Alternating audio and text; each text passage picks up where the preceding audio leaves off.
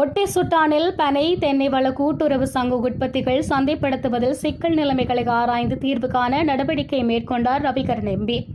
முல்லைத்தீவு ஒட்டி சுட்டான் பனை தென்னை வள அபிவிருத்தி கூட்டுறவு சங்கம் தமது உற்பத்திகளை சந்தைப்படுத்துவதில் சிக்கல் நிலையை எதிர்கொள்வதால் குறித்த கூட்டுறவு சங்கத்தில் அங்கம் வகிக்கும் தொழிலாளர்கள் பெருத்த வாழ்வாதார நெருக்கடிகளுக்கு முகம் கொடுத்துள்ளனர்.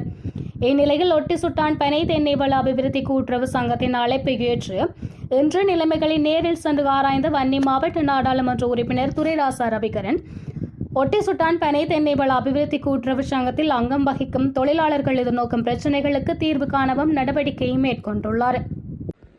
ஒட்டி சுட்டான் பனை தென்னை வள அபிவிருத்தி கூட்டுறவு சங்கம் ஒரு முறைப்பாட்டை தந்திருந்தது. ஒட்டி சுட்டான் பகுதியில்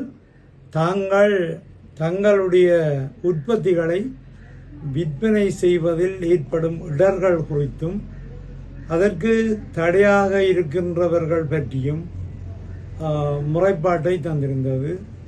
அது சம்பந்தமாக நான் இன்று குறித்த நிறுவனத்துக்கு சென்று அங்கு அவர்களோடு கலந்துரையாடி அவர்கள் சொன்ன விடயங்களை ஒட்டிசுட்டான் பகுதியில் மட்டும் இப்படியான பிரச்சனை நடைபெறுவதால் பிரதேச செயலாளருக்கு தொலைபேசி மூலம் தொடர்பு கொண்டு அவரிடம் குறித்த நிர்வாகத்தையும் அழைத்து சென்று அவர்களோடு கலந்துரையாடி அடுத்த கட்ட நடவடிக்கையை பிரதேச செயலாளர் தான் எடுப்பதாகவும் அது பற்றி எனக்கு அறிய தருவதாகவும் சொல்லியிருந்தார்.